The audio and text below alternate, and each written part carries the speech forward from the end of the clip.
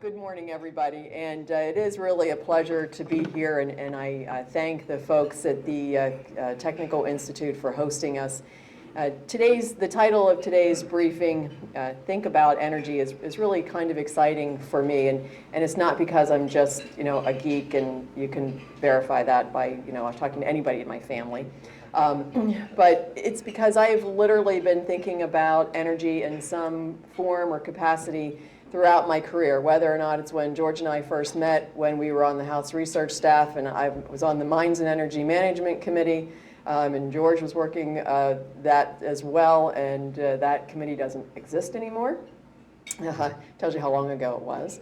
To when I was running the Pennsylvania Chemical Industry Council and representing businesses, some of whom may be in this room, and certainly in the Lehigh Valley, who are large energy users and who are making products that go from energy, making a lot of other products.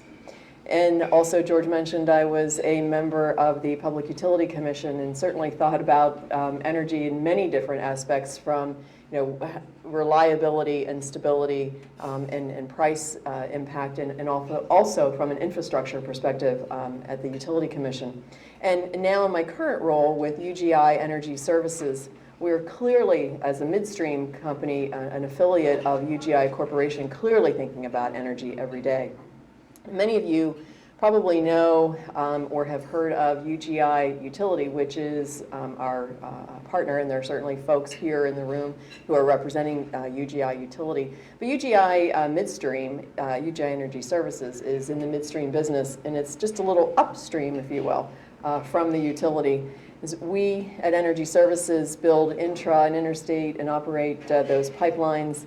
We own generation. We're probably one of the largest investors of solar in the Commonwealth. So we're a diversified company too.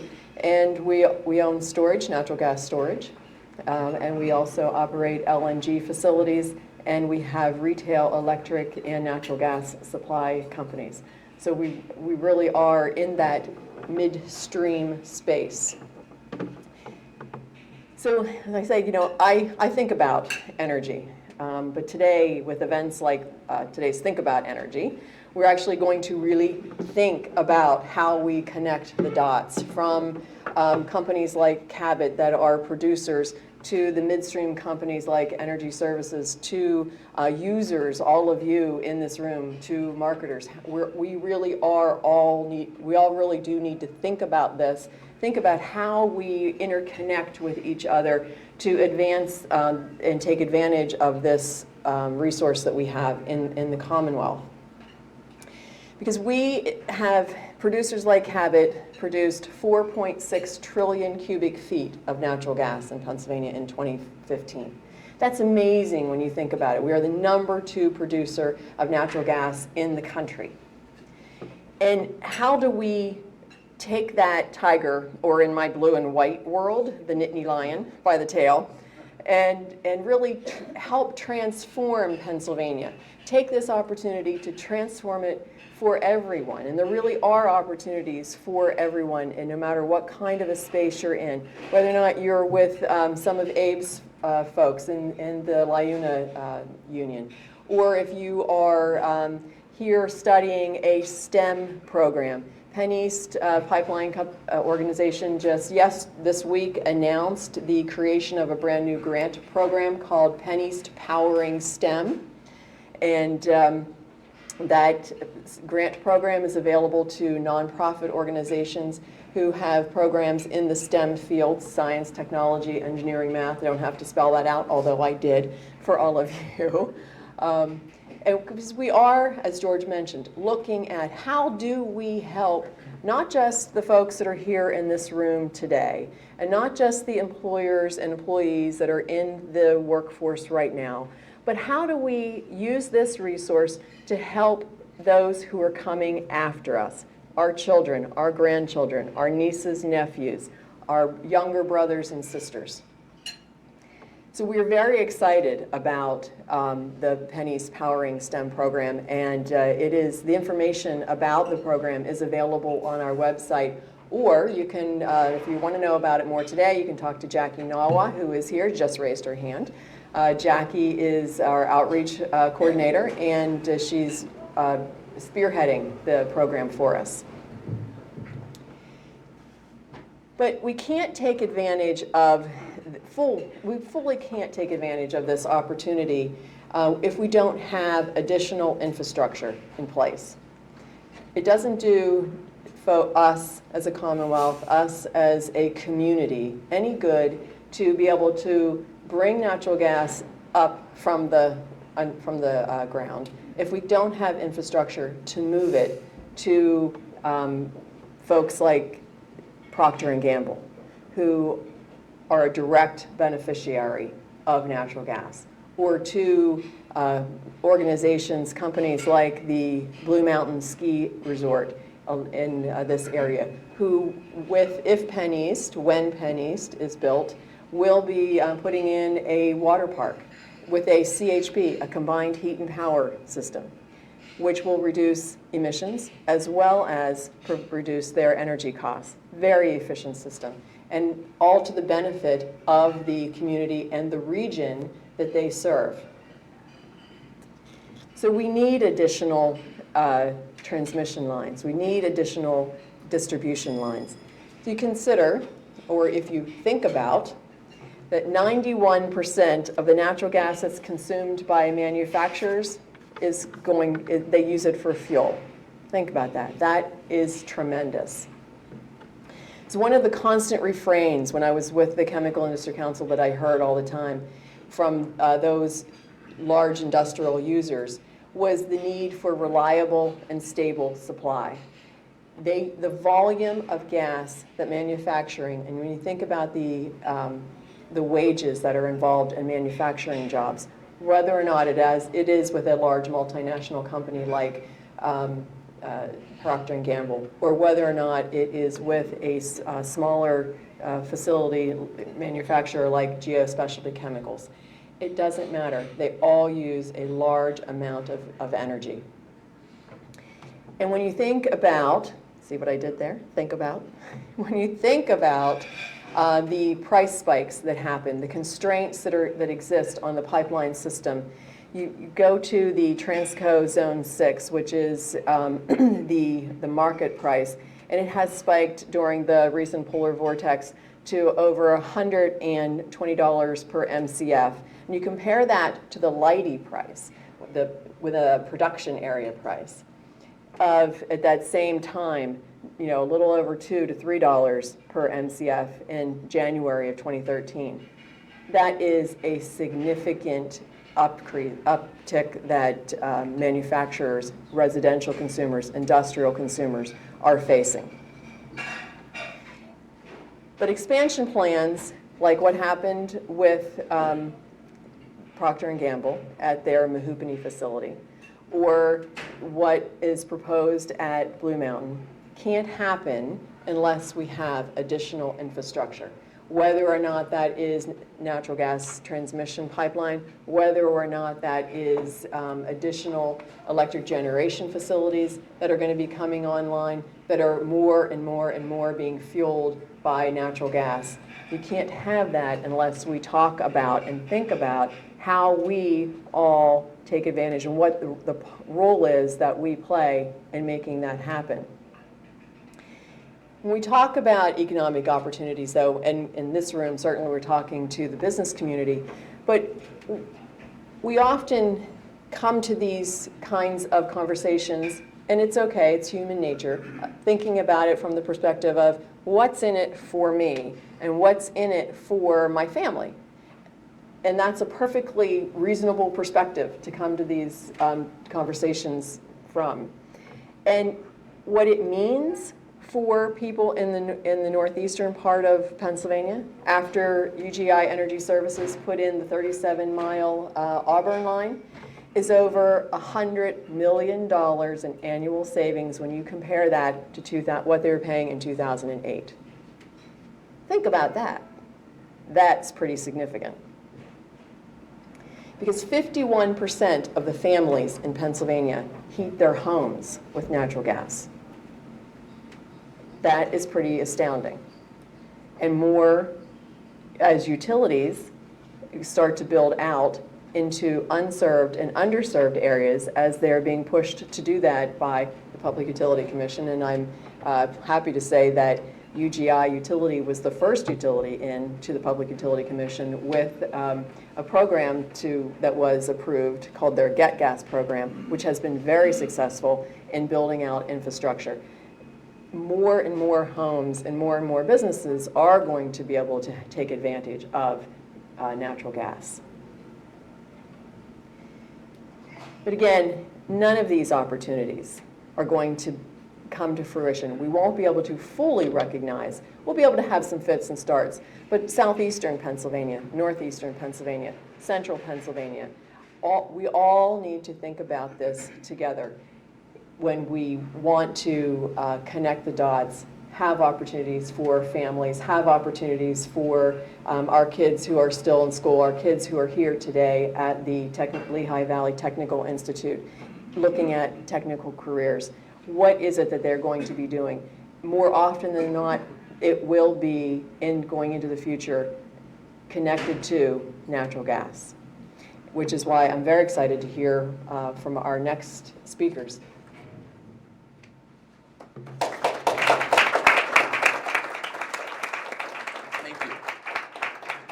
Thank you, Pam. And again, you get that opportunity to where you start to think about what's happening. Because again, as Billy DeRozier and Abe Ambrose make their way up to the panel, you need to refresh your coffee.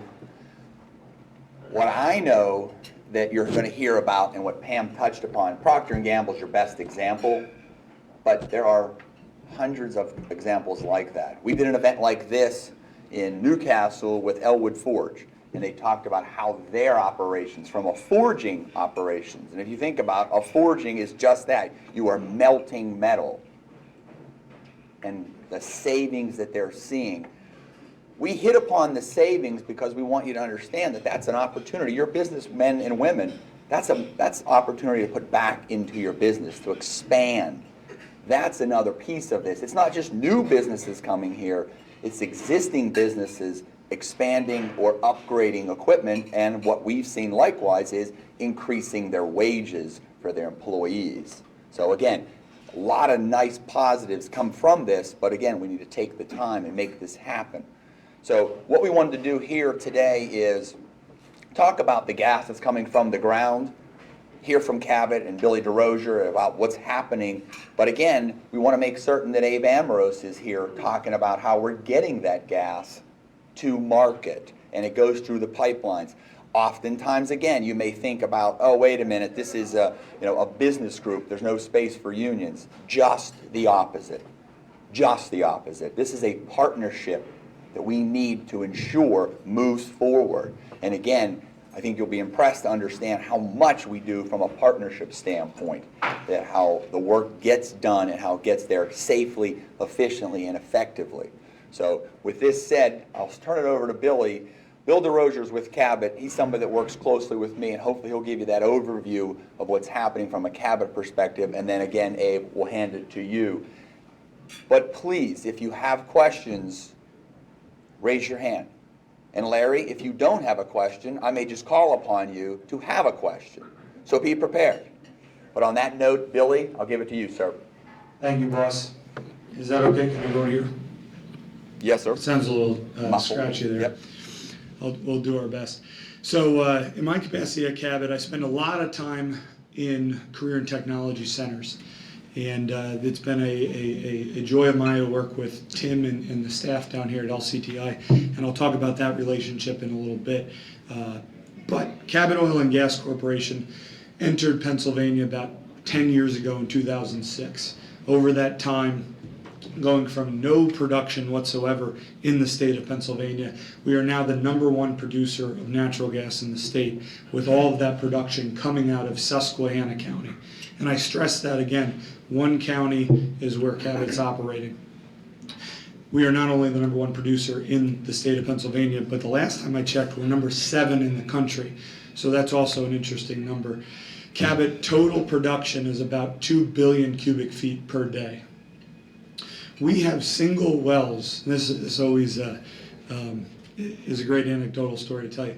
We have single wells in West Virginia, or rather, single wells that outproduce all of Cabot's production in West Virginia, and in some cases double it. Let me quantify that for you. In West Virginia, a good well would produce 1 billion cubic feet over its life. We're talking 30, 40 year production cycle. Cabot's wells up in the Marcellus can produce anywhere between 25 and 28 billion cubic feet over their lives. In West Virginia, where Cabot's been operating for the better part of a century, we have 3,000 production wells that produce on average 20 to 30 million cubic feet per day. We have single wells in Susquehanna County that'll produce 20 to 30 million cubic feet per day. We have single pad sites with 10 wells on them that can produce over 200 million cubic feet per day. Let me quantify that for you. When that well pad in particular came online, it was producing over 200 million cubic feet. At that moment, that was the equivalent of what the city of Philadelphia was using the same day. So we're talking from a 10-acre pad site, an area that is producing enough energy that the city of Philadelphia is using. A city that traditionally had to bring that energy in from the Gulf of Mexico, transporting it long distance through intricate pipeline systems. We now have enough gas in Susquehanna County alone, but also the Commonwealth, to not only meet the demands of Philadelphia, but also what I like to say metropolis, from Boston all the way down to Washington, D.C. And when you think about the sheer amount of energy those consumers on the East Coast are using every day, we have that energy resource here. The image behind me is just a representation of Susquehanna County. Cabot holds about 200,000 acres under lease. That's roughly 40% of the land mass. We're surrounded by a number of other operators operating throughout the county. But what this map really highlights is the production quality, the total production we're getting out of the ground. There are a number of push pins to represent different wells. The bigger the push pin, and I believe red being the biggest, just represents how much gas has come out of these wells, some of which have only produced a matter of a couple of years. Cabot Oil and Gas plans to drill and bring online over the course of this development cycle somewhere in the range of about 3,500 wells. And to date, we only have about 500 of those wells drilled and completed. What's most interesting about this, though, and people ask all the time, well, didn't the drilling industry, didn't it boom, didn't it bust, didn't it leave? The reality is, yes, the drilling industry had to slow down. A lot of that had to do with pricing, infrastructure constraints, and we'll discuss that in a moment. But it also slowed down because of the sheer production. When you can produce 25 times the same value out of a comparable well, you need not to drill as many wells as you were drilling or completing them. And you can manage the resource quite differently. Traditionally, Cabot's gas is moving to northern New Jersey, New York to utilities, large consumers. Pam had mentioned in the previous speech UGI connecting into what they call the Auburn Gathering System, and that system is now bringing gas to the Valley, Wilkes-Barre, Scranton, down in the Hazleton. We're waiting for a number of other infrastructure projects to come online, most notably the Atlantic Sunrise, the Constitution, and of course the Penn East.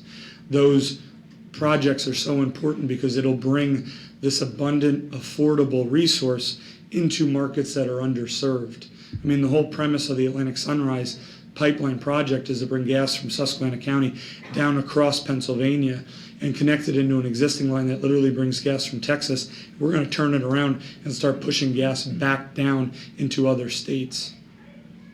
So Cabot is a big producer. We have a lot more work to do. We anticipate being here somewhere around 80 to 100 years before the Marcellus region we have is fully tapped and producing.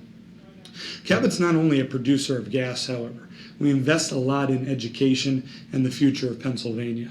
We try to spearhead not only rural gasification projects. Tunkhannock comes to mind. This is a town that's in the middle of the Marcellus, yet it has zero users of natural gas. So its users rely on propane, wood, coal, different things like that. In most cases, more expensive resources. The other thing Cabot does, and I take a lot of pride in this work because George put me in charge of this project a couple of years ago, we invest heavily in career and technical education at both the collegiate level and the high school level. Most notably, a few years ago, we invested $2.5 million into Lackawanna College School of Petroleum and Natural Gas. And at that 2-year Associates of Applied Technology, students can enter in there and in 2 years be a compression technician, a measurement technician, or a well site technician for us. Those are jobs, great paying jobs, family sustaining jobs, and in 2 years, these are the people who take what the engineers in Pittsburgh and Houston are telling them to do and doing it hands-on in the field to make sure that that 2 BCF of gas is produced and gets to the customer every day. We've taken it one step further, and we've invested in a number of career and technology centers, our first of which was in Susquehanna County, right in our backyard. Literally, we can be there in 5 minutes from my office. There we started funding scholarships, donating equipment, volunteering in the classroom. We've expanded that reach to include now 8 different career and technology centers, including the one we are at today. We are in 8 different counties, but the students come from a total of 13 counties. And over the last 4 years since we expanded that program, we have provided hundreds of thousands of dollars in resource and equipment, and we've assisted over 1,000 students at career and technical education who otherwise would have been displaced or could not attend career and technical education because of financial reasons. And I do want to highlight, I think this is what separates us as an industry. The funding we put into these career and technology centers isn't only for welding or mechanics, including the culinary students, the beautician students, because we understand as the economy grows because of the gas we produce here, the gas that's affordable and abundant and will attract business and industry, and you'll hear more about that in the next panel. We want to make sure that the economies can thrive in those situations. The final thing before I hand over to Abe here that we've just launched and we'll be promoting a little bit more is we've created now a bridge between the career and technical level at the high school and into Lackawanna College. So starting in Susquehanna County, just because of its geographic proximity to the college, students in high school taking welding, auto body mechanic, whatever interest they have there to learn a technical skill can actually start taking their college education at the School of P&G while they're in high school, which makes that 2-year program when they move over to the high school or into the college a 1.5-year program, meaning we're getting more skilled, more technical, competent individuals into the workforce to work in the natural gas fields. But the other thing too I don't want to lose sight about is the funding that we're putting there is going not only into the gas fields, but into the pipeline systems, but ultimately into the downstream users, the manufacturers, the businesses coming here.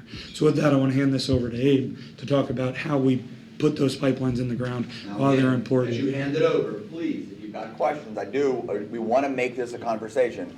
Billy and I or Abe will speak at you as long as you want to hear us. But it's important that if you've got questions, as Bill's having that conversation, if something comes to mind, please, because I don't want to keep calling on Larry, because I will. Scott, you've got one right there. Sure, I'll jump in. Bill, with baseball season and pitchers and catchers reporting mid-February, it sounds like what you're describing is almost developing your own farm system of talent with the career and technical schools. Is that something that your brethren in the E&P industry have been doing for years? Is that something unique?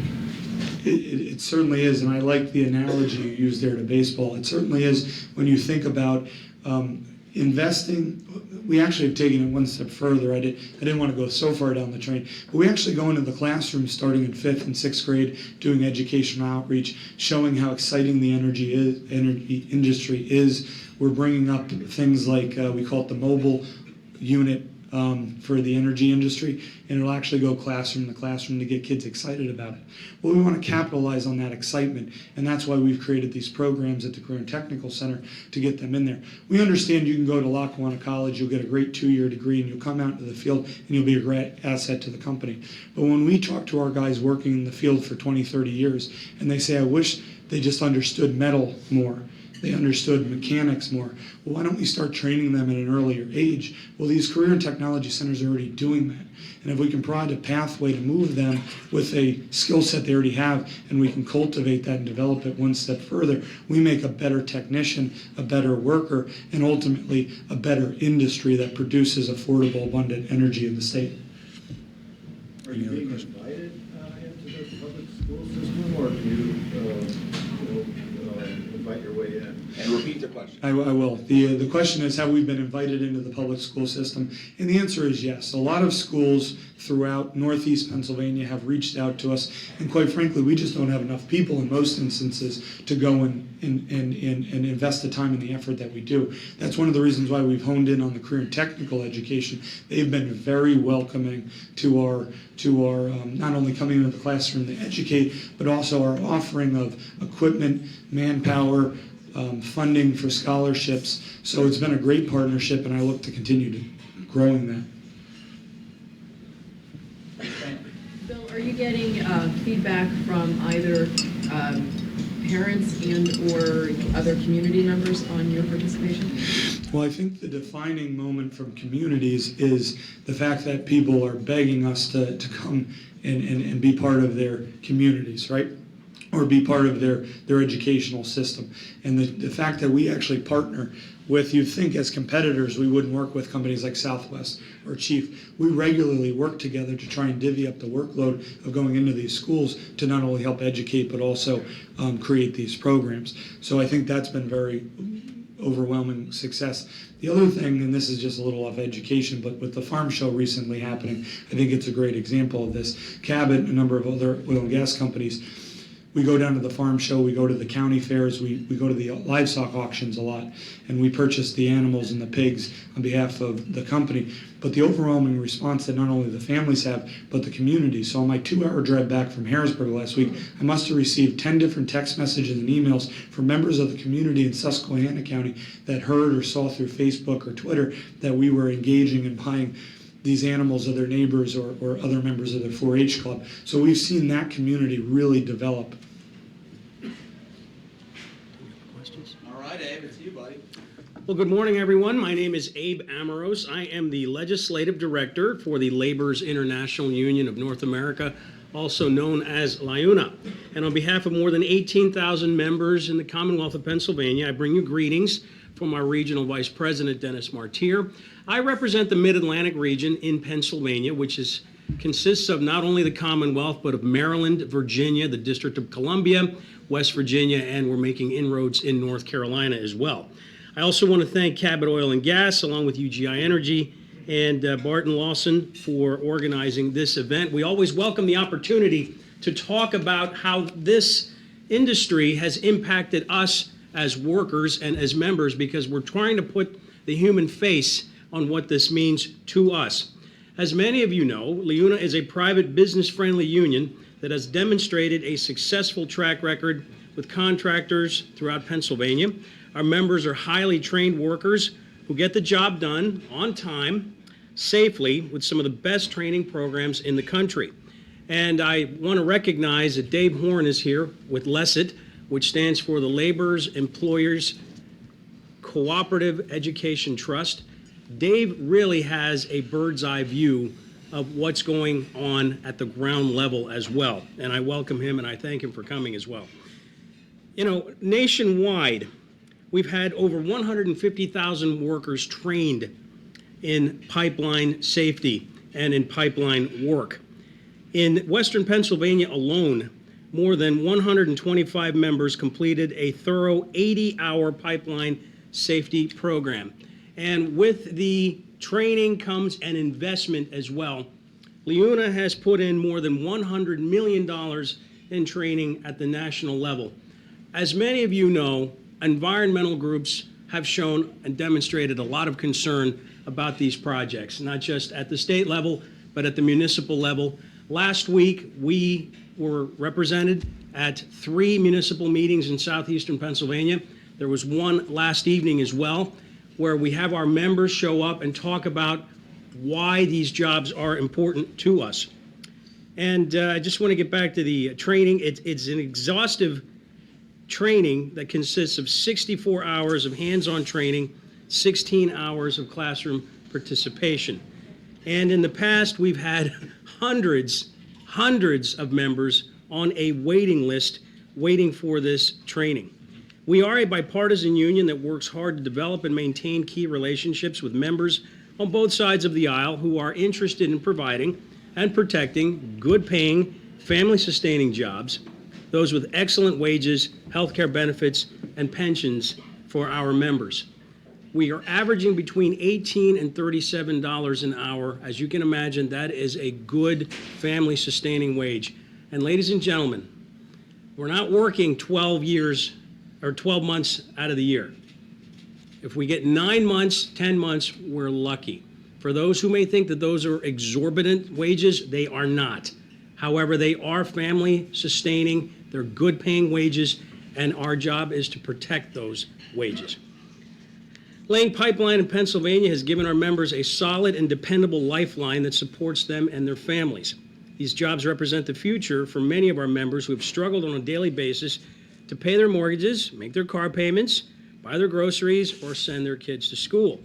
And during the past 10 years, LIUNA members have greatly benefited from work ranging from the laying of pipeline that transports the harvested natural gas, drilling on the well pads, and extracting natural gas carefully from the ground. And thanks to those carefully prepared training and safety programs that our members successfully completed through LIUNA, workers have been gainfully employed, particularly in central and western Pennsylvania, which were especially hit during the last economic recession.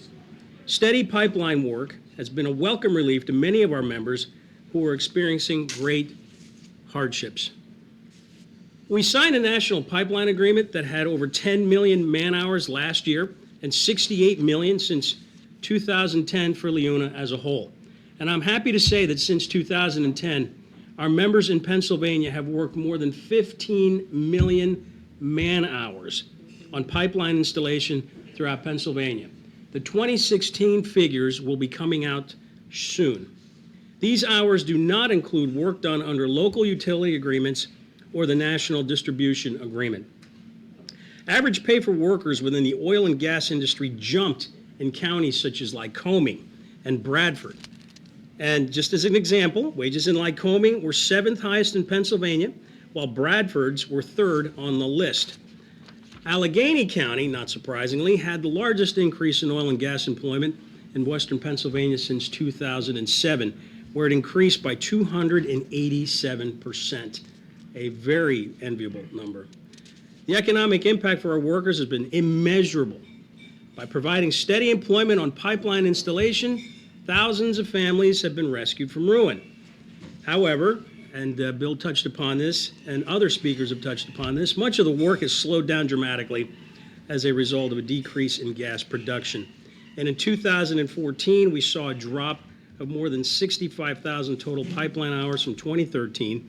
But at its peak in 2012, our members logged 3,662,180 man-hours. In 2014, that figure dropped again to just over 2,413,000 man-hours. And as a result of those lost hours and reduced productivity, we called upon members of the General Assembly into action to make sure that this situation is addressed. Because all of us in this room recognize that now is the time for all of us collectively to find other uses for gas to take its full advantage of its abundance and to cultivate ingenuity to create greater opportunities in manufacturing and encourage the construction of more plants that will convert the gas for the production and consumption of more common household items such as plastics. And we have urged and continue to urge members of the General Assembly as well as locally elected officials as well as community leaders and residents to do everything possible to encourage growth in the industry rather than slowing it down. Again, pipelines have put our members to work. They've revitalized entire communities and in many instances brought back hope in dormant and struggling communities where blue-collar and middle-class workers have been frustrated. I urge everyone to recognize the true worth of this precious resource which is harbored within this great state, and do more to promote it. Remember that on every single pipeline site across the Commonwealth, a working person is counting on support to help him or her provide for their family. These are the workers that make their living with their hands and their backs, who engage in front-end pipeline work, ground surface pipe handling, welding, pipe hauling in the trenches, back-end pipeline work, and specialty construction. These are hard jobs, folks. These are hard jobs in the cold, in the rain, in the sweltering heat. These are not fun jobs. They're good-paying, family-sustaining jobs, but they literally are difficult and taxing laboriously. All of these require a specific set of skills that are hard, heavy, labor-intensive, and require a dedicated workforce. We take these jobs very seriously and are very grateful to provide for our families. After all, nothing is more important to us than that. And I thank you for listening. Thank you. Thank you, Abe. Abe, I have to ask you though, because Yes. no matter where I go, the workforce will be there, and the opposition, the public you talked about, will say something over and over again. Your jobs are just temporary. What do you say when someone says, it really doesn't matter, that's just a temporary job? Could you address that if you would? Absolutely, George. That's an excellent point that you raise. We get that constantly, and it is a very frustrating comment because these are not temporary jobs.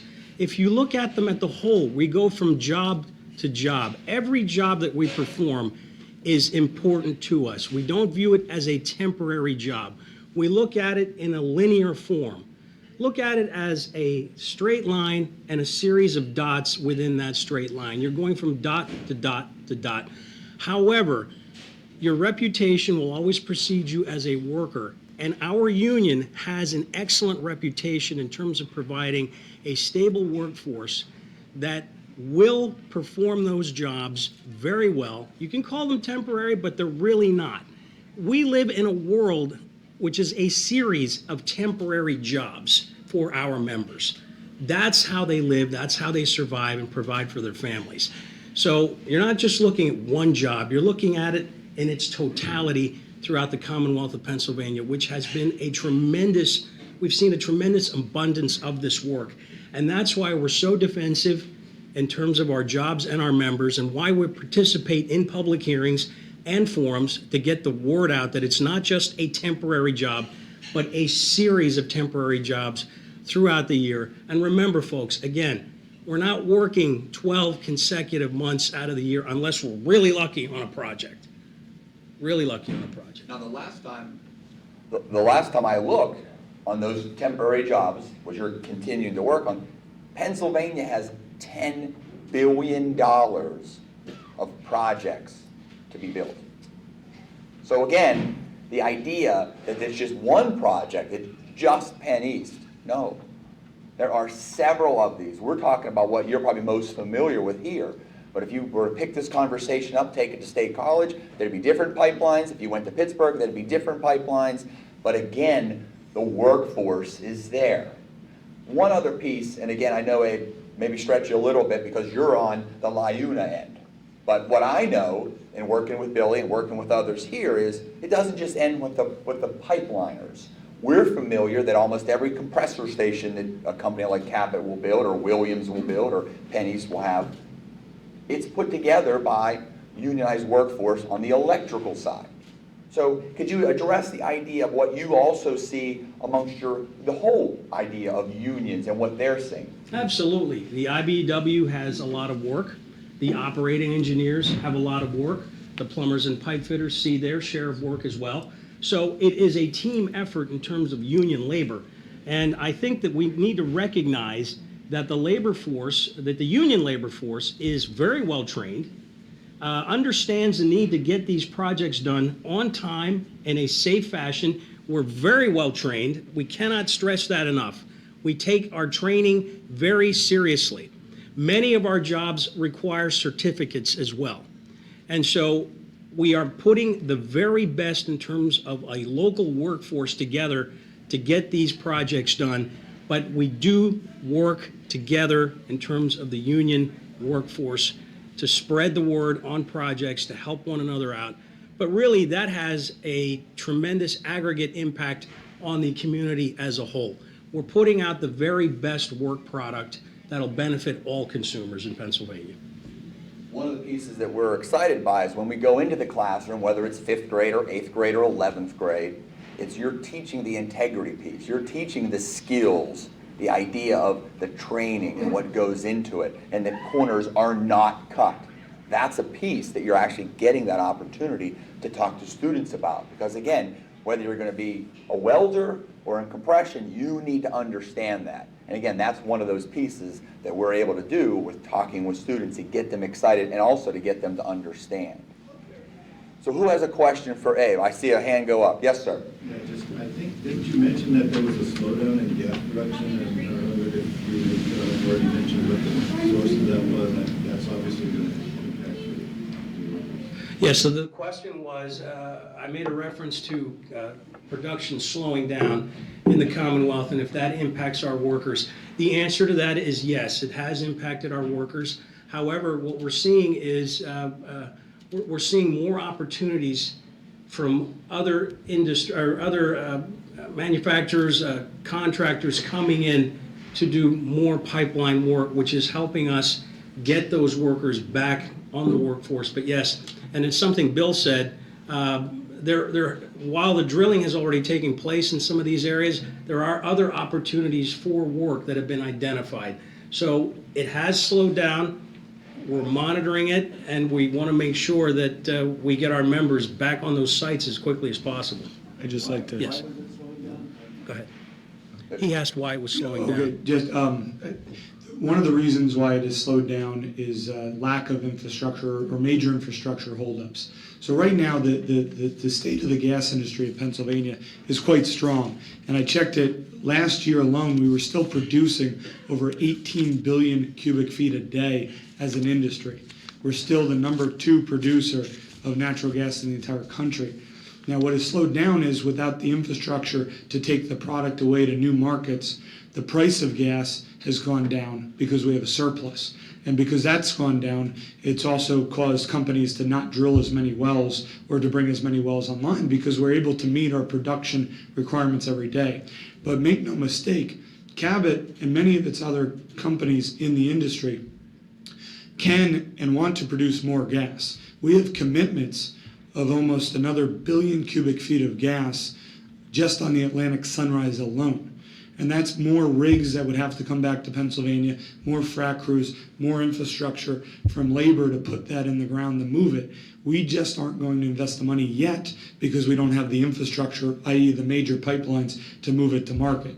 And that's one of the things in doing these events. We want people to help and understand that the reason the industry is kind of stalled in the sense of development, even though we're still producing more gas than we ever have, is because the major infrastructure projects are currently going through the regulatory process, currently waiting to be built. And as George said, $11 billion worth of projects. And those $11 billion worth of projects, whether they're utility projects, whether they're major pipelines, whether they're major power plants, in Northeast Pennsylvania, we see about 7 or 8 power plants all under construction. You're talking enormous users of gas, but until the pipe is in the ground, companies won't be bringing drilling rigs back and the associated industries to put that infrastructure in the ground until the major lines are built.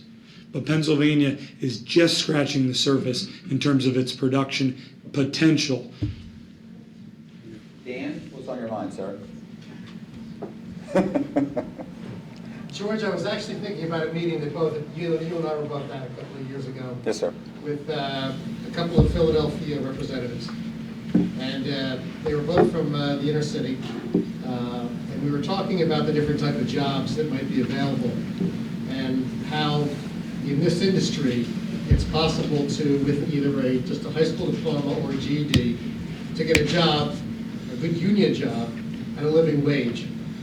And it raises the question from the union standpoint, with certain exceptions, such as your union, why isn't the union movement more involved more engaged, more actively on the ground with regard to support of this industry. Coming from southeastern Pennsylvania, you don't hear it. You don't see it. And I'll give you a specific example. A couple of the meetings for the pipeline projects, I've been at some of the public outreach meetings. And you know and I know very well that the public outreach meetings, it's almost all the activists. Yeah, you're going to get everybody from the river keepers and everybody from all the other organizations who always want to say no. It's not just fracking, it's anything else. Okay, it's all the people who say no who generally come to these meetings. Why haven't the unions filled the hall the other way? Why hasn't there been 50 people from your union, from the IBEW, from even the Teamsters, if you could ever get the port connected in Philadelphia, coming in and really taking the other side of it and showing to the people in the community the benefit of the industry, as opposed to just hearing all the potential problems? That's an excellent question. The question was, why aren't unions doing more to advocate, especially in public forums, and filling the room with union members? And I would argue that we in the labor's union and the operators and the operating engineers, as well as IBEW, we did that pretty substantially last year in over a dozen hearings throughout the Commonwealth. 4 of them were in southeastern Pennsylvania, in Marcus Hook.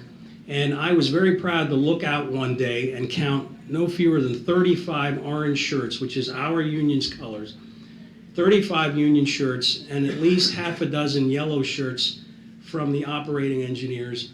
But the point that you're making is extraordinarily valid. We need more union members participating in these hearings, at least showing the solidarity for the work and the workers. And Dave was with me and testified in several of these hearings, because we cannot get enough testimony out there, whether it's written, whether it's recorded, whether it's presented live like we're doing today. These things matter, and we need to have that kind of solidarity, and we need to have that kind of massive involvement. It's important that we get our voices out there.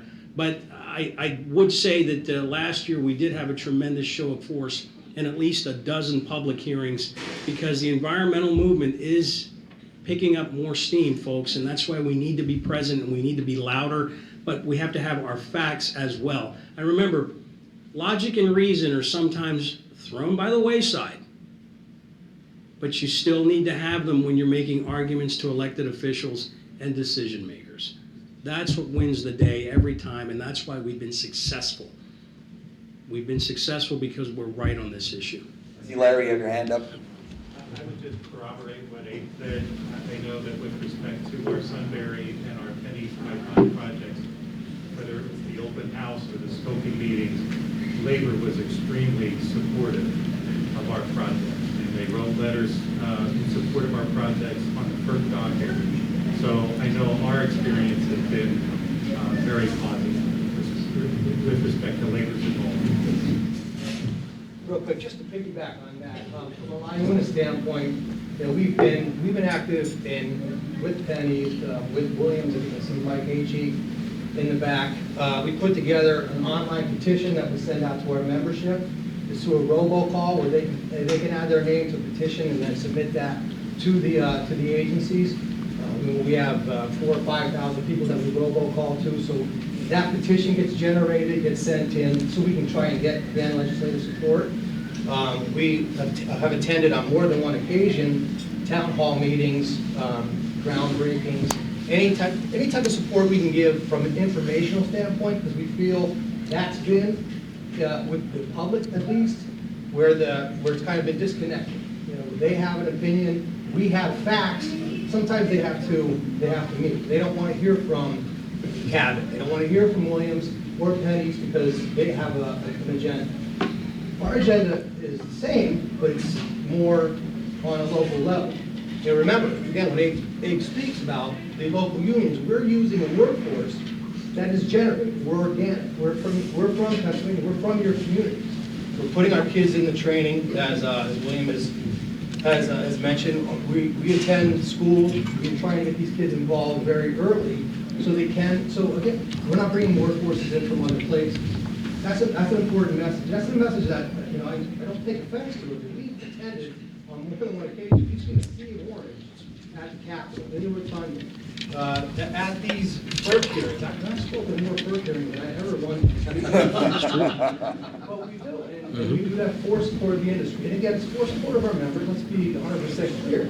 But at the same time, it's an industry that has potential, huge growth, and we want to be as part of that, as much part of that moving forward. Now, you're talking about, if you're speaking about unions as a whole, not every union in the building trades that work in the pipeline industry or on the compressor station industry. You're only talking about 4 or 5. You're talking about the Teamsters, or you're speaking about the boiler makers, the welders, or the pipeliners, or the operating engineers. And I think they've all been very active as well. Maybe not as active as our group, but I think these guys are pretty active. And remember, these guys are coming off 12-hour, 13-hour day, busting their ass, excuse me, and then to go to a town hall meeting, or it's not as easy to mobilize these guys. The guys that do come have a passion for the future. And, you know, just to touch again on what Abe mentioned about these temporary jobs, you know, these are permanent jobs in temporary locations. Right. You know, and that's what we try to tell the kids. You know, these are careers. They're going to be all over the state. You're going to travel, but this is an opportunity for you to have a career. And again, I just wanted to kind of push on that and let you know that we're active and we'll become more active. But And again, this is exactly what we wanted. Now, I do have to move to the next panel from a timeline standpoint, but I will agree. A couple different things. We are definitely seeing more. We're not there yet, Dan. I guarantee, to your point, we have more work to do, and we will continue. And there is no doubt that some are better than others, but we need to rally everyone. And we have a question from Representative Hahn. You said you wouldn't have any questions, and now you do. But I do. So, and I'm hearing the jobs aren't here in the Lehigh Valley. Do you have any idea, like a number of how many of your union members are from, say, the Lehigh Valley? Dave, would you know? oh no, I don't know how many from the Lehigh Valley. Lehigh Valley, as far as the gas and oil industry, it's not, hasn't really. Susquehanna County, some of these others, there's more work right there right now. So the membership from this area doing that kind of work isn't very dense. Now there will be, we have some power plants, I believe. Birdsboro is going to be one that should hopefully will be kicking off soon. That will employ quite a few people, 300, 600 people for it's a smaller one for maybe a year and a half, as opposed to some of the bigger ones in Jessup. So we will be drawing more membership from the area coming up, but currently in that line of work, that particular line of work, not as much as some of the other counties. Well, to your point, ma'am, what Last I will word, do is Abe. I will research it thoroughly, and I will make an appointment to see you in Harrisburg. There you go. Let's give this panel a round of applause.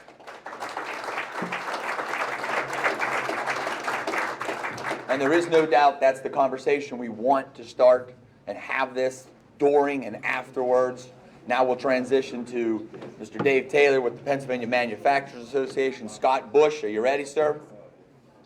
Because again, the goal here is to take that gas that Cabot's producing, take the pipelines that have been built to get gas to market, and now do something with it. And again, from the standpoint of this panel, we want you to think about it particularly and generically. So hopefully from a standpoint of Dave Taylor hitting the high notes of what's happening on a global view, you'll give us that opportunity. And then Borton Lawson will take us a little deeper dive into what they're seeing, what they're doing. But again, keep this conversation going. David, I'm handing it over to you, sir. All right, marvelous. And George, thank you very much. I appreciate that. I want to repeat the most important thing that we've heard thus far this morning, talking about the skilled tradesmen who, after a 12-hour shift, are bused to a hearing so that they can bear witness to the importance of this industry, to their jobs, to their families, to their future, that these people have a passion for the future. And that is what drives all of us who are familiar with this issue about where we are going, where we could go with all this. And it is not hyperbole to say that the energy opportunity that is before us right now is world historic. If Pennsylvania, Ohio, and West Virginia were an independent country, we would be the third largest producer of natural gas in the world. And also just a math lesson here. The numbers that, the words, they all sound the same: million, billion, trillion. A billion is 1,000 million. A trillion is 1,000 billion. A million. So the volume that we're talking about here is overwhelming. It is overwhelming. And when you think, especially, that energy is life, that energy is what makes possible our modern standard of living, our modern civilization, that for the United States, for our role in the world, for the overall economic strength of our nation, but for us, more importantly, our Commonwealth, that this is an opportunity that we absolutely must get right. Now, I'm David Taylor. I'm the president of the Pennsylvania Manufacturers Association. We are the statewide trade association. We represent the people who make things. And that our mission is to try to improve Pennsylvania's competitiveness so that it becomes the smart business decision to invest and hire and expand here in Pennsylvania rather than in one of our competitor states.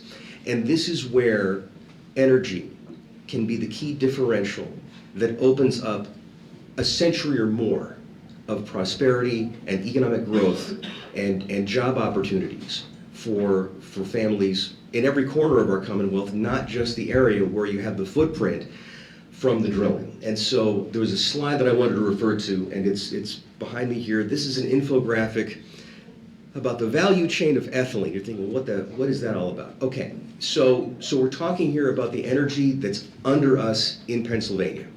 And the natural gas methane is what's burned for fuel.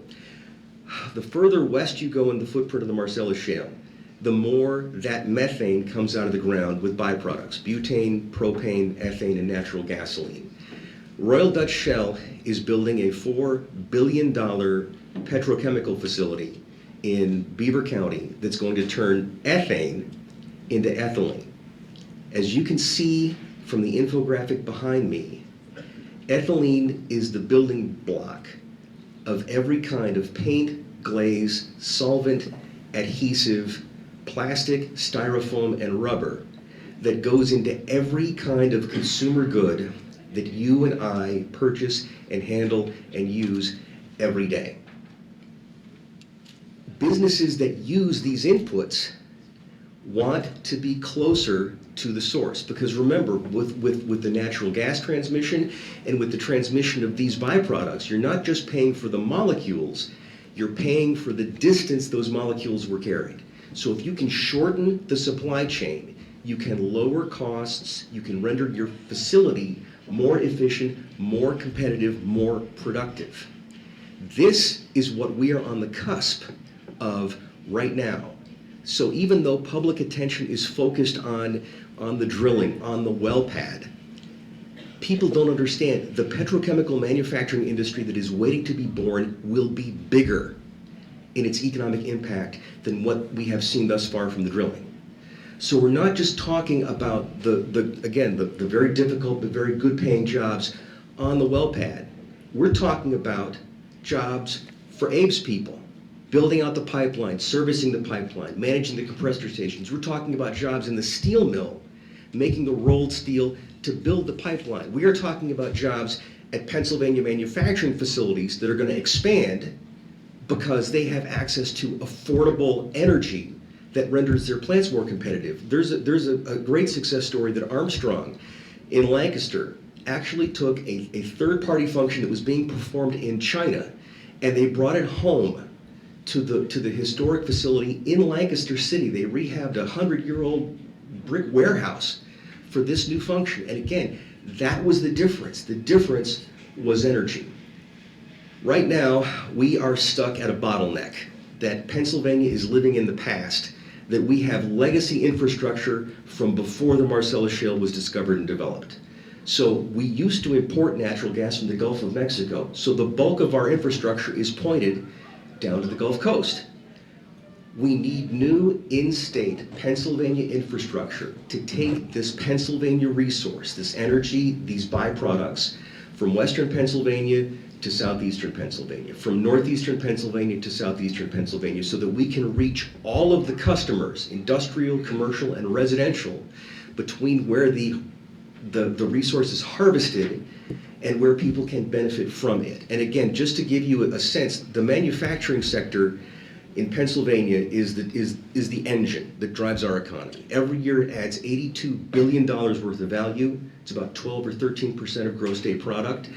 It directly employs over 500,000 Pennsylvanians on the plant floor and in direct supervision.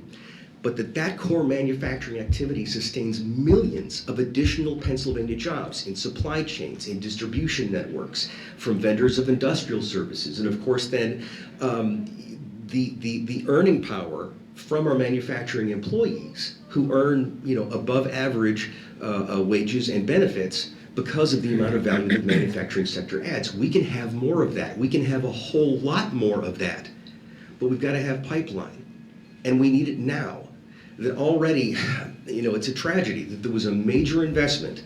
Braskem, the major chemical company, was looking to build a new plant, $500 million, and it came down to Philadelphia or Texas, and they went to Texas.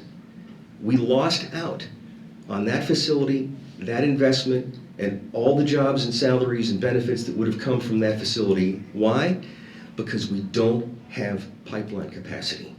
We are already losing out on opportunities because we're not making the most of this critical time. And so this is my heartfelt plea that we need to come together in support of making the most of this Pennsylvania opportunity for people all across the Commonwealth.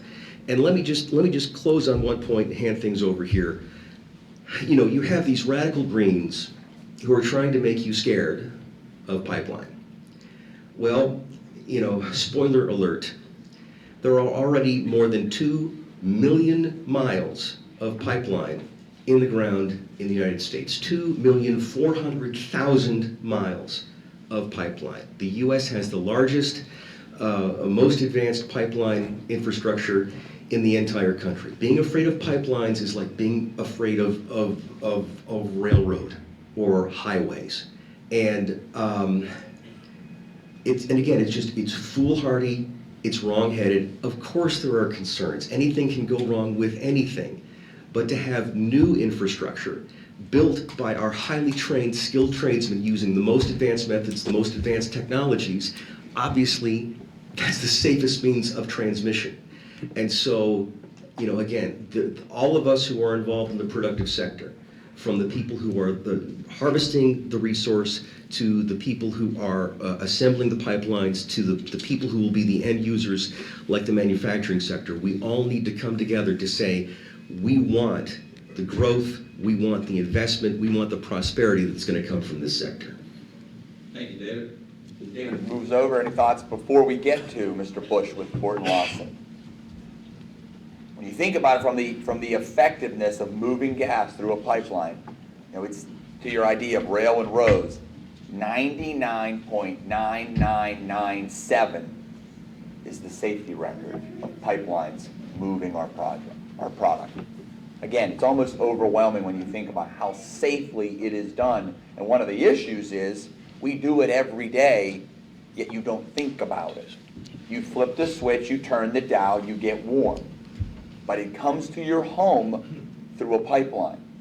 And again, we need to tell people that story because, again, the literacy side of it is lost. And that's one of our driving efforts to remind people, you have a pipeline coming to your home and you rely on it.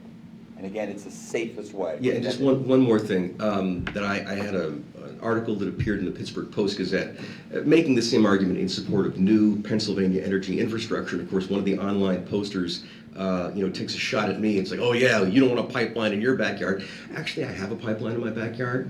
And I live in Dauphin County, just outside of Hershey, and that we have not just deer, but we have red foxes and wild turkey. It's very beautiful and bucolic, and the wildlife doesn't seem to mind at all. And when we look at your backyard, David, and we go to Lancaster County or any farm area, the farmer will tell you, it's the crop that cashes out every year. So again, there'll be this notion from the radical side that it's not beneficial to a farming community. It's just the opposite. It actually is. It's a great working partnership with them. And again, it's the kind of effort you take. They see the benefit. Question for you, sir. George, there's 1,454 townships, and they're members of an association called PSATs.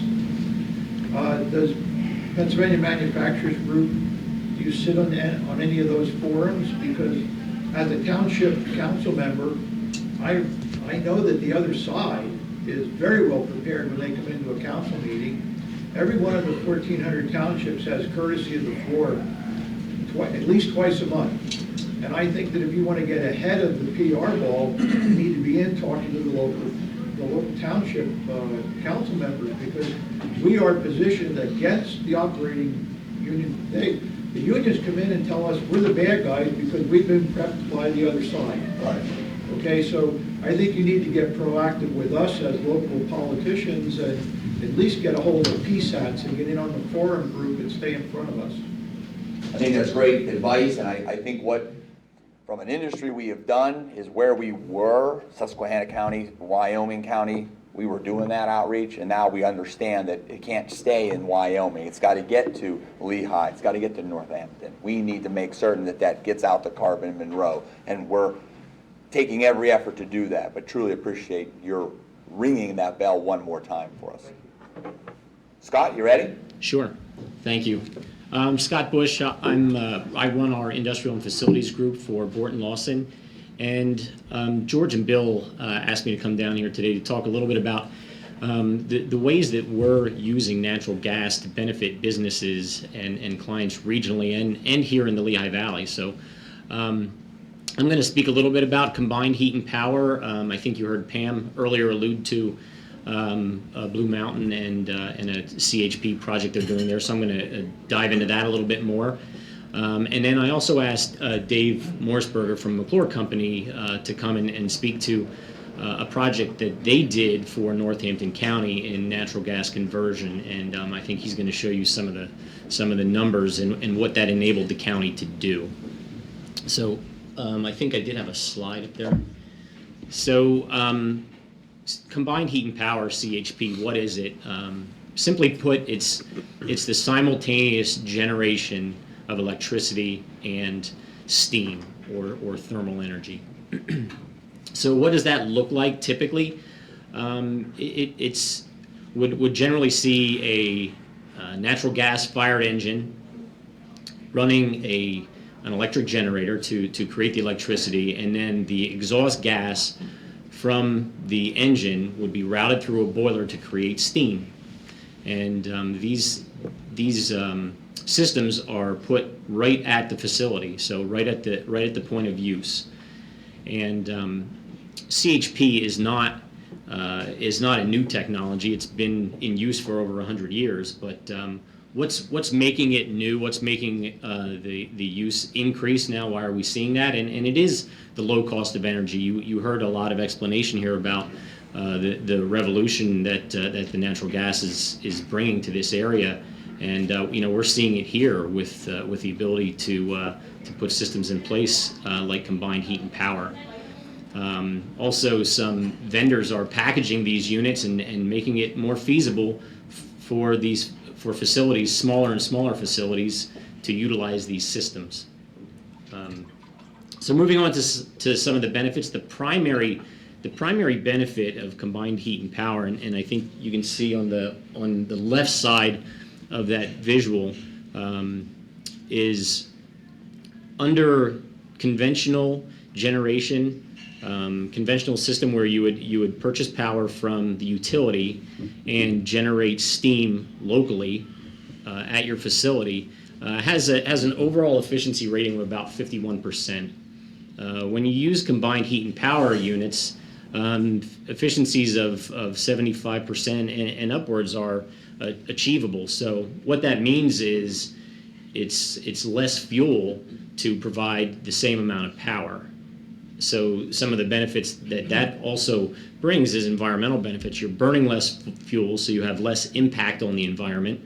You're also using less fuel, which costs less, so you have economic impacts. And then one of the other benefits is in reliability. So facilities like hospitals that have critical power needs can benefit from the redundancy that on-site generated electricity can bring.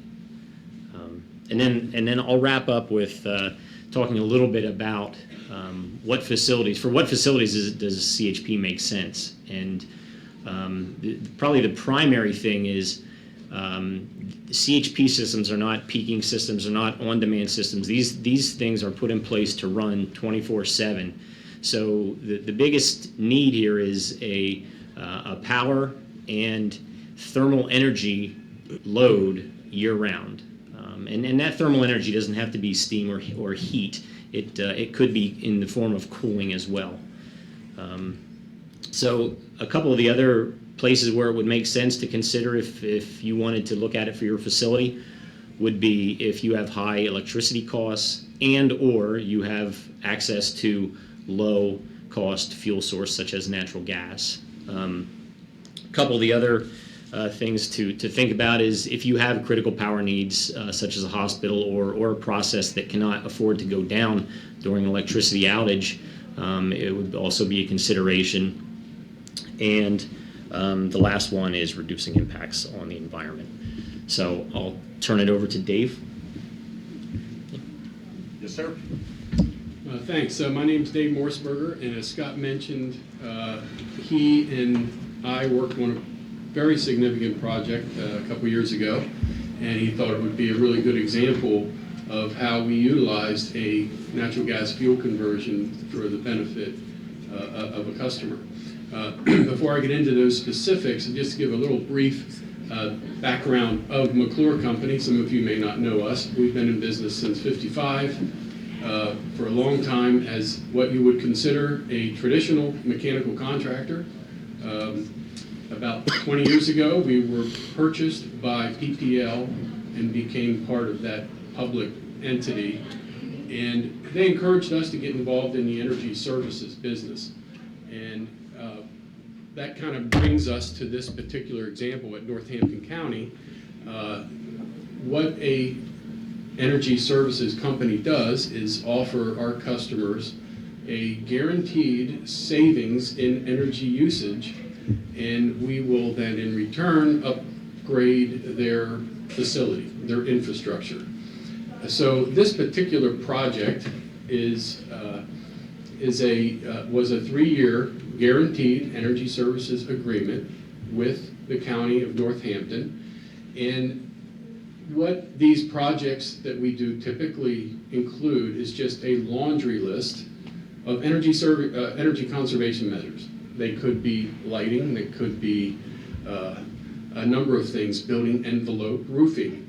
And this was no different in this particular project. It was probably 20 different measures that we took, but we want to really highlight this one energy conservation measure. We call them ECMs. And it involved the conversion of the existing 3 very large oil-fired boilers, and we brought, I should say, UGI brought in a gas main onto the campus where there previously wasn't. This campus I'm talking about is the Graysdale Nursing Facility, skilled care nursing facility. The building structures are somewhat dated, and it was in need of some infrastructure improvement. We brought the gas in and we replaced the existing oil burners with a 300 horsepower gas-fired burners. We also updated the structure around it, the boiler feed system. We incorporated some energy conservation measures within the design of the steam production itself. But here's the beauty of it. This particular one energy conservation measure saved the county from purchasing over 500,000 gallons of fuel oil a year. Now this was back in 2011-12, and we have consistently verified that is happening year after year. the beauty of the kind of work we do is we can leverage really, really big opportunities like this one was, and actually assist the customer, in this case, a nursing home, in improving other infrastructure. Air quality is better there as a result of this project. Water quality, as well as a lot of other things that they wouldn't have had the resources to do, was all incorporated into this energy program. In 35 years, this was the most exciting project I was involved with personally, because you saw how it really impacted the residents of this facility. So that's it. And when you think about it, I mean, it's impressive to see the overall benefits, to your point, from the environmental standpoint, from the cost standpoint.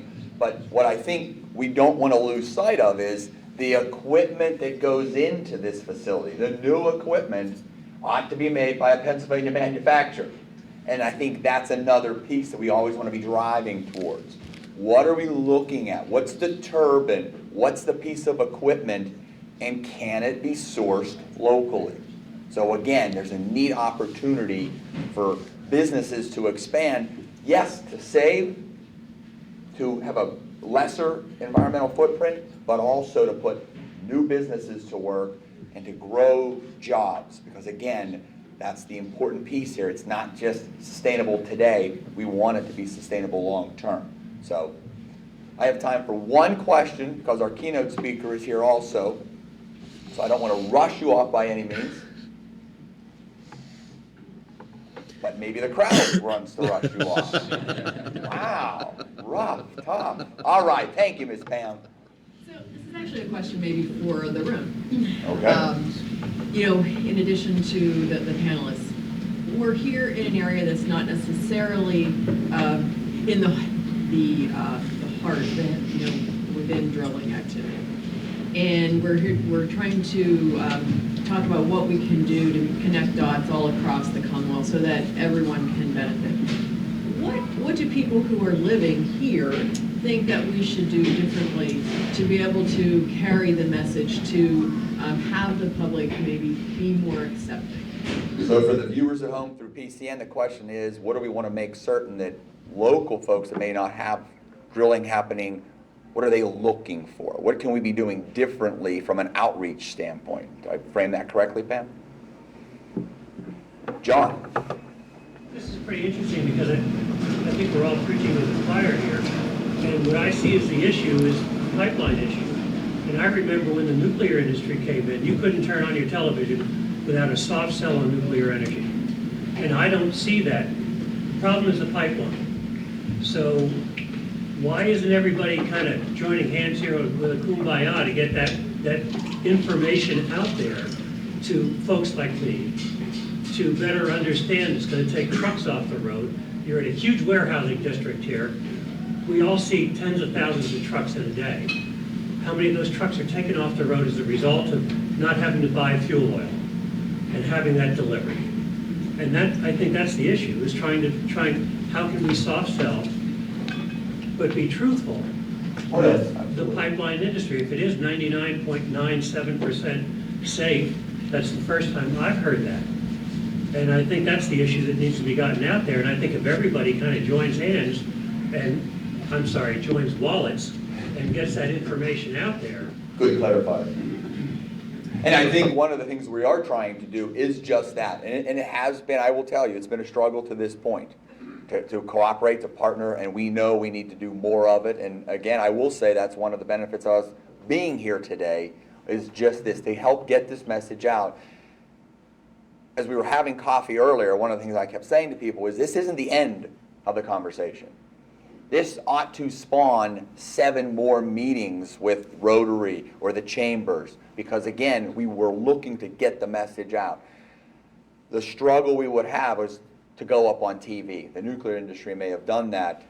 I don't think you'll see that happening from our industry, but we do have the manpower to get out to meetings, to have conversations like this. So you do know that transmission through a pipeline is 99.999% safe. Well, that's the message we have to get out. So We're here today having the conversation. We want to have more of them because that's what we see has to happen. We want to pick up on what Dan's saying about getting workforce out there because that's the critical piece. We're behind in the sense of what an opposition might paint us as. Meanwhile, it really isn't the reality, and that's what we're trying to turn that information, to get more people to understand the environmental benefits, the economic benefits, and it's right here putting people to work. George, maybe just 30 seconds? 30 seconds. 30 seconds, that's all. It's not just the trucks, it's also the railroad cars. A lot of the oil, and a lot of it comes in by railroad car. If you ever take a look at our railroad infrastructure, it's antiquated. There are bridges that are falling apart. More of that is in pipelines and not in railroad cars. The better it is environmentally for everybody. And there was a very large derailment of the Columbia River Gorge in Oregon a couple of months ago that sent an oil tank, an oil truck, or oil car that sent huge amounts of smoke and all sorts of bad stuff into the air and the ground. The pipelines are far more environmentally friendly than anything else that is done. Well, George, if I can just Yes, sir. close where I started, that we see the world as it is, but it requires leadership, it requires vision to see the world as it might be. And I think that that really is our challenge. And going back to talking about a passion for the future, that there is an opportunity for wealth creation and job opportunities and prosperity for all of Pennsylvania, including the Lehigh Valley, if we make the most of this opportunity. And so I think that's where that point must be reemphasized over and over, to say that there is something that is really awe-inspiring, that's possible. But in order to make it happen, that we need to do all of the things in between, the right policy environment in Harrisburg, and especially building out infrastructure to connect this Pennsylvania product with Pennsylvania consumers. Thank you, David. Please, let's give this panel a round of applause.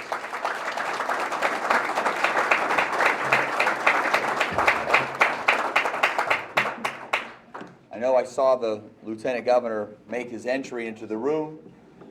What I would love to do is have him come on up here as he gets that opportunity. And when you think about some of the things that we're seeing, Governor, as you think about what the conversations we're having, what I'm very familiar with is the home for the Lieutenant Governor is at Fort Indian Town Gap. What I know is the entire facility at Fort Indian Town Gap is being converted over from propane and home heating oil to natural gas. It's a savings for the Commonwealth. And again, it's one of those opportunities where you see combined heat and power, you see a pipeline structure there, you see a utility, you see the workers putting those lines together. So it's a neat opportunity to have such a project in your backyard, your physical backyard. It's my front yard too. And your front yard. But again, to have that opportunity to see that piece of it, but then just to get the insights from the governor on how you see policy, how you see energy moving forward, and as we talk about it, the think about it. So without further ado, if you would, sir, this microphone will be yours. Thank you, buddy. Thank you. Yes, sir. Thank you. Thanks, everybody. Thank you, George. Thanks so much. Listen, I'm not going to be able to blow your mind with 5 minutes or 5 or 6 minutes, but I'm happy to be with you. I really appreciate, George, the invitation.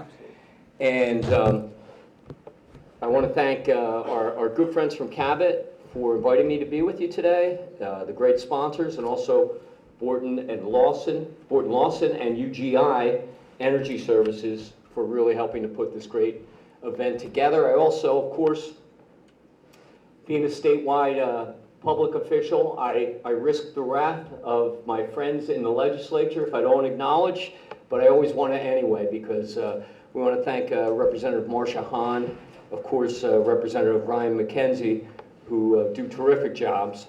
And we have Joe Kelly here, who's from Senator Boscola's office, my good friend Senator Boscola.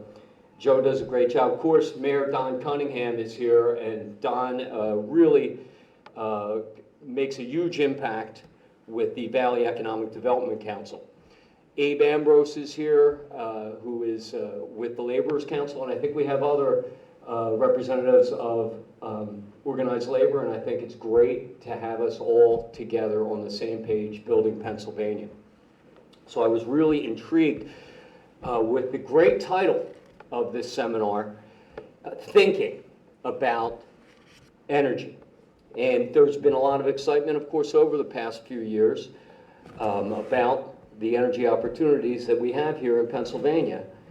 And that excitement has resulted in, as you guys all know, a lot of action, a lot of economic opportunity, and sometimes a lot of starting and stopping and starting again. But we're still in relative infancy when it comes to natural gas, and we're certainly in a time of transition, just listening to some of the things that have been discussed here today. But that's not just Pennsylvania, that's nationally, and that's internationally when it comes to energy sources in general. And when an industry is in its infancy, or when it's in transition, the most important thing that you can do is be thinking. And you might say that's probably the first thing we should always be thinking about, being in a deep thought process, but it's oftentimes we don't stop to do it. So there's no doubt that Pennsylvania is positioned to be a global leader in energy, and not just for the next couple of years, but in our lifetimes, it could be forever, well into the future. So we've got to take full advantage of those opportunities, and we've got to get things right. And as our energy profile has expanded dramatically in the recent past, I think sometimes we've been getting it right, and sometimes we've been getting some things wrong. But we're a big state, and we're a diverse state, and we have a lot of balls in the air, and sometimes we don't pay as much attention to certain things as we should. So I can't stand here, as I said at the beginning, in 5 minutes and lay out the answers to a lot of complex problems that we have in this area and many others. But there are appropriate forms for that, and we've got to keep getting together and doing it. But I can tell you, I believe the critical element to getting things right is the same thing that is the key in every good relationship, and that's we've got to be staying in touch. We've got to be communicating with each other, and I've heard that theme already as questions have been raised. You know, we've got to keep communicating and talking to each other. So from the government side, I'm a person who has served as a senator in the legislature, and I'm having a tremendous time serving in the executive branch. I'm a person who sits there and says the same things that all of you say. Why aren't they doing this? And I run into constituents who say, why isn't this getting done? So that all comes down to a frustration with things that we sort of understand where we should be going, but once again, it comes back to we've got to communicate with each other, and we've got to make sure that we're all on the same page where we can be, and we've got to think things through. So there are many points of view and many factors we should consider. For me, I would say that the bottom line we want is what George said. We want to create jobs, not kill jobs, and we want to create a better business climate and not a weaker one while developing energy. And of course, there are some catchwords that you hear me say, in a responsible way, that it's in the long-term interest of the Commonwealth and all its people. We are blessed right now with rich deposits of natural gas that we can tap by drilling into the Marcellus Shale, and that's really just the beginning. It can help us secure our energy future. And over the past few years, and this is amazing because I remember as a little kid seeing the coverage of the long gas lines, the folks at OPEC walking out, and amazingly, America has become so far less reliant on foreign energy sources. And that's largely because of natural gas extraction activity taking place right here in Pennsylvania and other states. So we can help continue to lower energy costs for residents and for businesses. Many of the jobs natural gas creates are exactly the kinds that are the backbone of what we want in a strong economy. Manufacturing, making things, producing things. George, could not agree with you more. We have got to find a way that if we can make it in Pennsylvania, if Pennsylvania workers, if Pennsylvania innovation can be involved, it's got to be top preference. We've got to make sure we do it all in Pennsylvania. And I say, when that's feasible, guess what? It's usually feasible. So the kinds of industries like manufacturing and natural gas have been our historic strengths, a major part of our economic foundation. It's one of the primary keys to having a strong middle class in Pennsylvania. And the technology that enhances the development of this industry is one of the strong suits in Pennsylvania. Technology, of course, leads to innovation. Sometimes innovation leads to technology, often, but innovation keeps us at the forefront of the energy economy. I've seen personally, just in my short time as Lieutenant Governor, what can be done. I've toured the facilities with folks from Cabot and other companies. You've got to be boots on the ground. You've got to see what we're doing. You've got to get out there and view it, feel it, and be involved in it. And I've been impressed about the amazing things that we're doing. So I know there are people in Pennsylvania, and probably in this room, who are working on things like cogeneration to create electric power, just to name one of many things in innovation. I want to tell you that my view, if I can simplify it, on what we need to do, I think that the two chief ways government can be helpful, especially in the kinds of business we are discussing today, are by supporting, one, developing infrastructure, and I've heard about the Penny's pipeline, and two, by providing high-quality education. Those two, I think, are crucial elements. When it comes to infrastructure, we have lots of gas, but we need to get the gas to the markets. We are in close proximity to, and this is how we're blessed geographically, we're in close proximity to most of the largest population centers in the nation, and we need to give Pennsylvania companies access to all those markets. The other way you strengthen business and build the middle class is giving our young people the quality of education they need to become successful as adults and to become employees who will help make a business successful. And I've got to say, what a smart move it was to hold this seminar here at the Lehigh Career and Tech Center. This is, I believe, the largest tech education center in the state and one of the largest in the nation. But in addition to that, it's a shining example of the kind of state-of-the-art instruction and hands-on learning that our students need. We all know this because we talk about it all the time, but education, of course, is increasingly becoming a major challenge for us, and that's due to the long-term structural deficits that we've had here in Pennsylvania year after year. Everyone in Harrisburg, and you guys in your industry know this, are under pressure to cut spending in every conceivable way. But there are limits on where we're going to cut to find billions of dollars. Unfortunately, since education is such a large number, it sometimes gets a target on it. It often gets a target on it. I believe that we've got to resist that impulse to cut education. We can't be short-sighted or penny-wise and pound-foolish when it comes to investing in education. And that's not if we want to have a growing, thriving economy that allows us to take advantage of the assets and resources we're fortunate enough to have here in this state. Another thing that being here at this great tech center shows is a lot of times I think we've made mistakes in the past where we've made it sort of a blanket instruction to all young people that you should get a liberal arts or a science college education, when a young person might have a very excellent focus on being in the industry such as natural gas.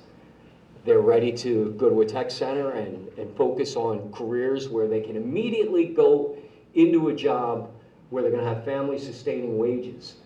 And I think we're starting to get it again. to encourage these young people that there's a way to the future, and it doesn't necessarily have to be a four-year college background, and it's tech centers like this here in the Great Lehigh Valley that are driving us forward to finding that way. So with that, I want to congratulate all of you for your involvement in being involved with taking an interest and thinking about where we go in the future. We need your efforts, and as I said at the beginning and in the middle, and we need to keep staying in touch with each other so that we can give serious thought to what we want to do with the energy industry in Pennsylvania. Serious thought that should lead to serious and productive action. And I'm going to be there with you every step of the way. I think that we should not be afraid to stand in front of industries and stand next to and stand behind industries such as these that are driving our economy forward. So we've got a great opportunity. We can build. I look forward to us doing it together. Thanks so much for having me here today. Thank you. Do you have time for any questions at all? I know you're on a tight schedule, and I know we're all. I'm looking for my guy. See, All I right. can't even, I think, All right. how many Yeah. questions can I One? take, Matt? We get one? You take one.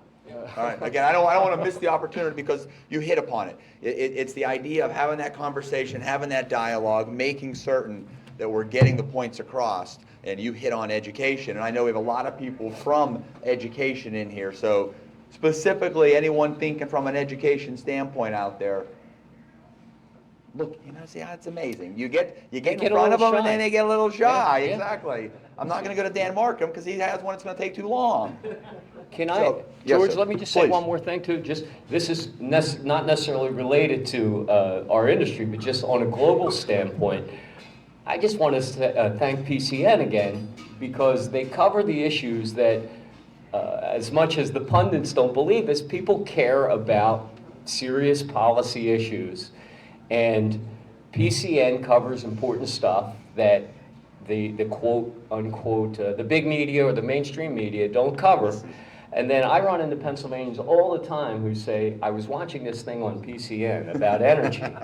And this is the name of the game. That's what Ben Franklin said. Ben Franklin said we need an engaged, educated, and interested citizenry who people should be able to access that information. And more people than we know watch PCN. So once again, I wanted to give that shout out. Absolutely. And that's how we make sure it airs a lot, It gets too. out there. Absolutely. Yeah, on and off then.